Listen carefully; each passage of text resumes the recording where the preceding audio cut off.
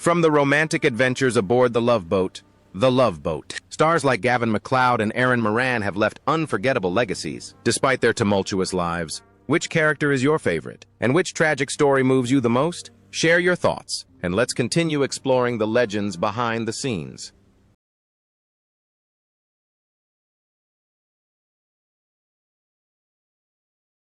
Gavin MacLeod is Captain Merrill Stubing. Gavin MacLeod, whose real name is Alan George C., was born on February 28, 1931, in Mount Kisco, New York. When he took on the role of Captain Merrill Stubing in the 1977 series The Love Boat, he was 46 years old, an age most people wouldn't have expected to see him become a global television icon. Yet, it was that warm-hearted captain image that brought him international fame, making his name familiar to millions of viewers throughout 9 seasons. However, behind that radiant smile on the ship lay years of suffering and crises that nearly overwhelmed him. During the 1960s and 1970s, with an uncertain career and the breakdown of his first marriage to dancer Joan Rutvick, Gavin struggled with alcoholism, which severely impacted his mental health and career. His premature baldness also limited his opportunities for leading roles, forcing him to wear wigs to continue working in the industry. His addiction not only led him astray but also took away his first wife and 4 beloved children. However, his story did not end in tragedy. In 1984, he underwent a profound spiritual transformation and became a devout Christian, together with his second wife, Patty Kendig, whom he had divorced in 1982. They remarried in 1985 and began leading workshops on broken marriages and spiritual rebirth. Their book, Back on Course, became a source of hope for thousands of couples on the verge of divorce. But time spares no one. After years of declining health, Gavin MacLeod passed away on May 29, 2021, at his home in Palm Desert, California, at the age of 90. His family did not disclose the cause of death, only stating that he passed away peacefully. He was buried at Forest Lawn Cemetery in Cathedral City, alongside many Hollywood stars. At the time of his death, his net worth was estimated at around $10 million, earned over more than 6 decades through film, television, and his iconic and beloved roles in popular culture and the cruise industry. Erin Moran. As Carrie Walker, Erin Marie Moran Fleischman was born on October 18, 1960, in Burbank, California.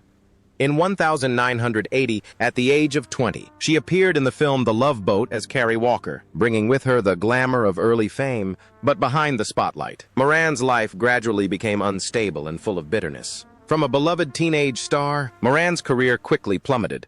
After the disastrous failure of the Joni Loves Chachi spin-off series, she was almost forgotten by Hollywood. In the years that followed, she struggled with depression, found meaningful roles, and revealed that she had been pressured to become a sex symbol since the age of 15. These psychological traumas haunted her throughout her life, especially as she gradually distanced herself from the Happy Days cast, even calling them villains in an interview at one point, a statement she later denied, although the rift persisted.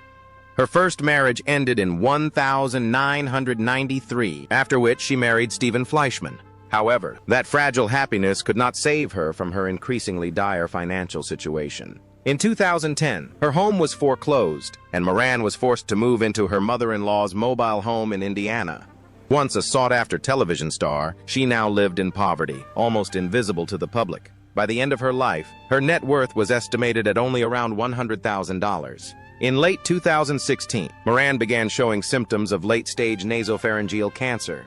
The disease progressed rapidly, and despite all treatment efforts, it could not be stopped. On April 22, 2017, Erin Moran was found dead in her mobile home in Corydon, Indiana, at the age of 56. An autopsy confirmed the cause of death was complications from squamous cell carcinoma of the throat. No drugs or toxins were found in her body, only loneliness and the painful echoes of a life that was once brilliant but ended in silence and obscurity. Ted Knight as Tom McMahon. Ted Knight, whose real name was Tadeusz Vladislav Konopka, was born on December 7, 1923, in Terryville, Connecticut. When he appeared on The Love Boat in 1980 as passenger Tom McMahon, he was 57 years old and at the peak of his career thanks to his iconic role as Ted Baxter on The Mary Tyler Moore Show. Although he only appeared in a single episode, his presence left a lasting impression thanks to his unmistakable charm and humor. But few knew that behind that laughter lay a life full of suffering and a yearning to escape the comedic actor image that had dominated his career. Ted served in Europe during World War II and received 5 service medals.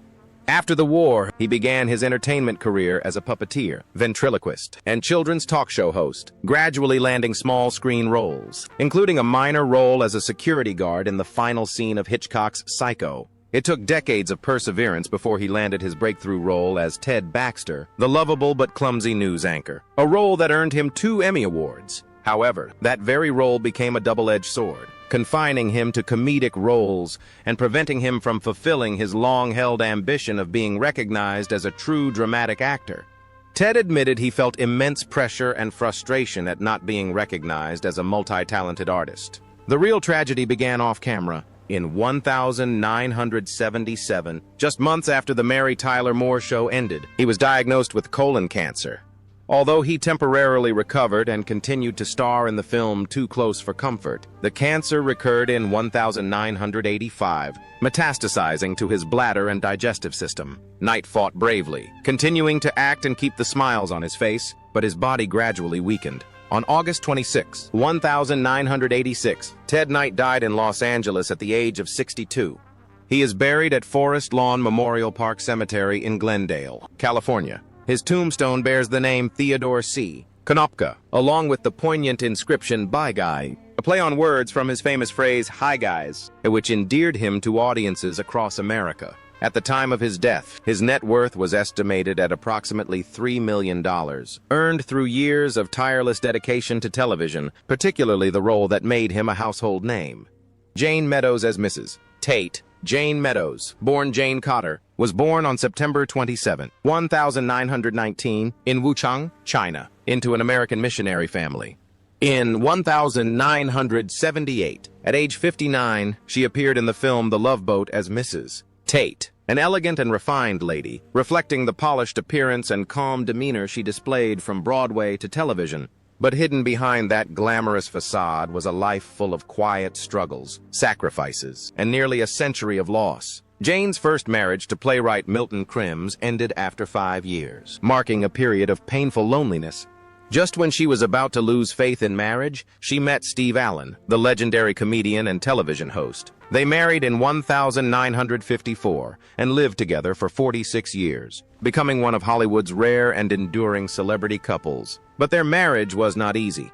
Steve was an eccentric genius who frequently pressured her into taking on challenging roles, such as Cleopatra or Catherine the Great in the historical series Meeting of Minds, and threatened divorce if she refused. Jane always smiled in front of the camera, but deep down, she endured years of self-sacrifice to maintain the image of a perfect artist wife. Behind the scenes, she also served as a stepmother to Steve's 3 children from his previous marriage, while raising their only son, Bill.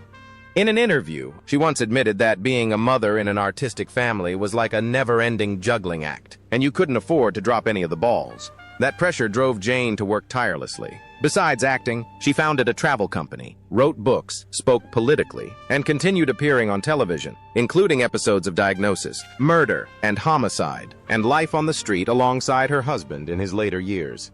In 2000, when Steve Allen suddenly died of a heart attack, Jane was devastated. She withdrew from public life and lived quietly at her home in Encino.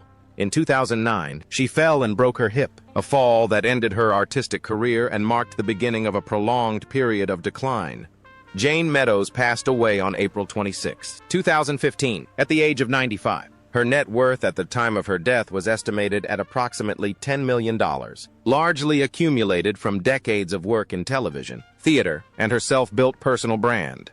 Rue McClanahan as Mary Hubble. Rue McClanahan, whose birth name was Eddie Rue McClanahan, was born on February 21, 1934, in Helton, Oklahoma. In 1982, at age 48, she appeared on The Love Boat as Mary Hubble, a romantic, charming, and witty passenger, a type of role that would later become her signature. Although only a cameo, Rue left a lasting impression with her enigmatic charm, sharp wit, and eyes that always seemed to hold a secret. But Rue's real life was just as fascinating and eventful as any of her film scripts. She went through 5 marriages, each ending quickly due to incompatibility, infidelity, or, as she once jokingly put it, I choose men like I choose a comedy, but end up with a horror movie. And these divorces left her with emotional and financial scars. Rue's career peaked when she played Blanche Devereaux, the woman pursuing a Southern heiress in the popular sitcom The Golden Girls. Behind Blanche's glamorous exterior lies a complex and multifaceted personality, mirroring Rue herself, a woman who battled depression, painkiller addiction, and breast cancer in the late 1990s. After undergoing a mastectomy and chemotherapy, she recovered and became actively involved in cancer awareness campaigns, transforming her suffering into a purpose in life. However, Rue's health deteriorated significantly after she suffered a mild stroke in 2009, leading to heart surgery. She attempted to recover, but just a year later, on June 3, 2010, Rue McClanahan died of a severe stroke at a New York hospital. She was 76 years old. At the time of her death, her net worth was estimated at approximately $5 million, primarily derived from the success of the television series The Golden Girls, stage roles, and image royalties. Jessica Walter as Holly Hartman. Jessica Walter was born on January 31, 1941, in Brooklyn, New York. At the age of 37, she appeared in the hit television series The Love Boat in 1978, playing Holly Hartman, a shrewd, experienced woman with deep emotional wounds. It was a short but impactful role, perfectly reflecting her personality, cool, alluring, and always concealing a quiet sadness. But Jessica's real life was far more complicated and painful. After her breakthrough role as the deranged villain in the 1971 film Play Misty for Me, which earned her a Golden Globe nomination, Jessica faced years of loneliness throughout the 1970s. Her career peaked too early, and she became typecast into certain roles, often being rejected for leading roles because they were considered too intense or too frightening. Living a secluded life within her own spotlight, Jessica gradually became a forgotten face on the big screen. Her only marriage to actor Ron Liebman was a solid foundation for over 30 years. But when Ron passed away in 2019, Jessica suffered a severe mental breakdown. She had no children, no close relatives, and lived quietly in her Manhattan apartment. In her final years, her only companions were her beloved dog and an unfinished memoir. On March 24, 2021, Jessica Walter passed away in her sleep at home. She was 80 years old. At the time of her death, her net worth was estimated at approximately $4 million. Carol Channing as Aunt Sylvia. Carol Channing was born on January 31, 1921, in Seattle, Washington. In 1980, at age 59, she appeared in the musical The Love Boat as Aunt Sylvia, a quirky, energetic, and cheerful aunt, perfectly suited to the Broadway style that had shaped her career. Although only a guest appearance, Carol brought vibrancy and color to The Love Boat, as if she were performing on stage in Hello, Dolly, the iconic role that propelled her to fame. But behind the scenes, Carol's life wasn't always as glamorous as a musical. She married 4 times, some marriages causing emotional pain and long periods of loneliness, particularly her first marriage to the writer Theodore Niddish, whom Carol once said, "He never understood my soul." She worked tirelessly to avoid feeling abandoned. At one point, she even lived in her car while touring across America in the 1940C just to earn enough money to send home to support her mother. Her relationship with her only son, Channing Carson, was also strained. After divorcing her second husband, she sent him to boarding school from a young age. The two remained distant for decades, to the point that her son even changed his last name to sever all contact with his mother. Carol carried that pain for the rest of her life, once breaking down in tears during an interview when talking about her mistake of choosing the stage over being a full-time mother. Throughout her career, she shone brightly, from her modern-day Millie role to the prestigious stages of Broadway. But ovarian cancer had been silently ravaging her health since the late 1990s. A secret she kept hidden, continuing to perform despite the pain. In her later years, Carol remarried her high school sweetheart, Harry Collagen, seemingly to mend her youthful regrets. But he died just a year after the wedding, plunging her once again into grief. Florence Henderson as Annabelle Folker. Florence Agnes Henderson was born on February 14, 1934, in Dale, Indiana. She was 43 years old when she appeared in the 1977 film The Love Boat as Annabelle Folker. Her character, a sharp, charming, and vibrant woman, radiating warmth and energy, perfectly matched the image of Carol Brady that she had ingrained in the hearts of fans through the Brady Bunch. But behind the radiant smile and polished appearance on television lay a life of its own hardships. The daughter of a poor farmer during the Great Depression, Florence began singing at age 2 and performed in grocery stores from the age of 12 to help support her family. After graduating from Performing Arts Academy, she began her career on Broadway and became the first woman to host The Tonight Show, a landmark moment in 1960s television history. However, professional glory came with invisible burdens. Henderson struggled with depression and stage fright, issues that led her to seek help from hypnotist John Kappas, who later became her second husband. Her first marriage to Ira Bernstein lasted nearly 30 years and produced 4 children, but ended in divorce in 1985.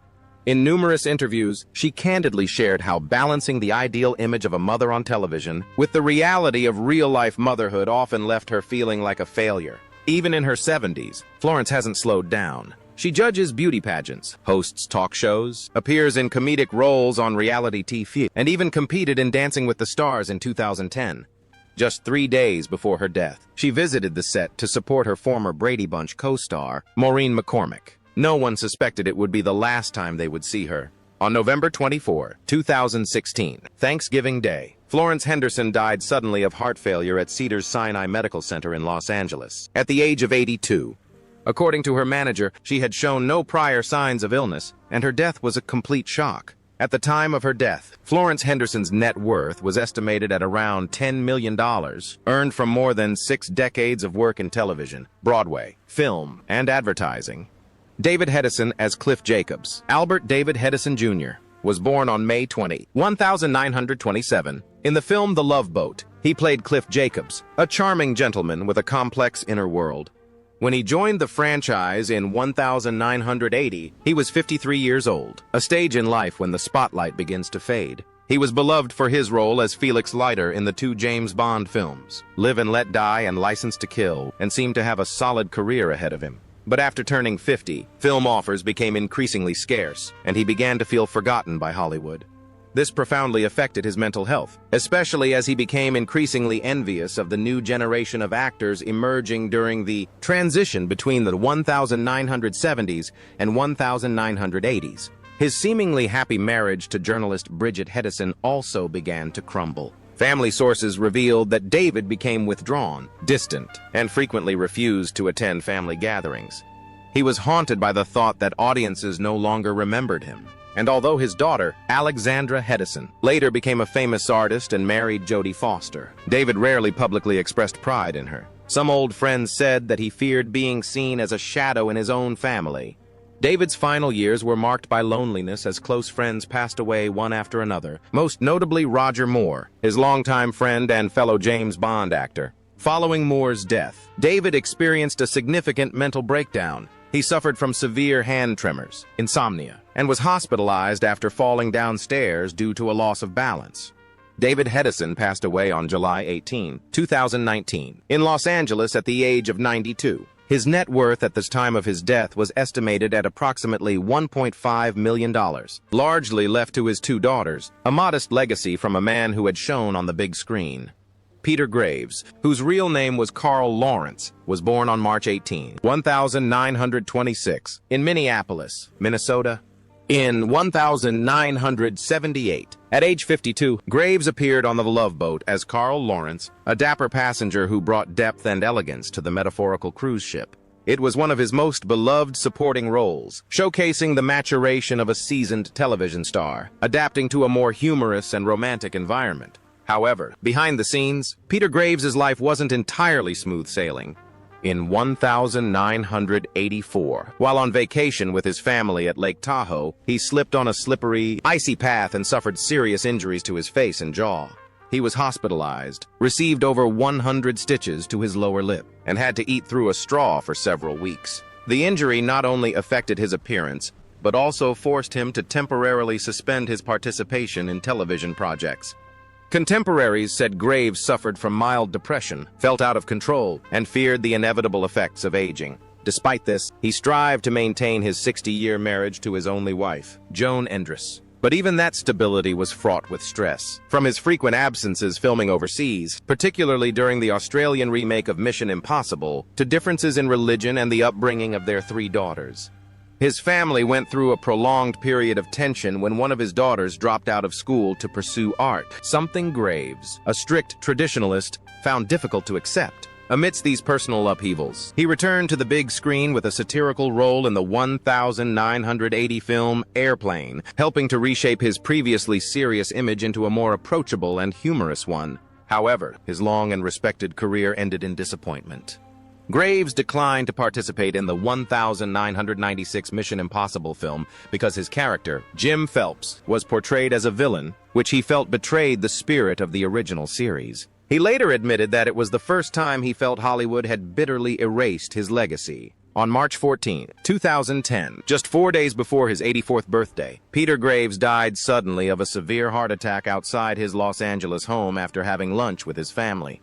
His daughter attempted CPR but was unsuccessful. At the time of his death, Peter Graves's net worth was estimated at around $8 million, the result of decades of dedication to television.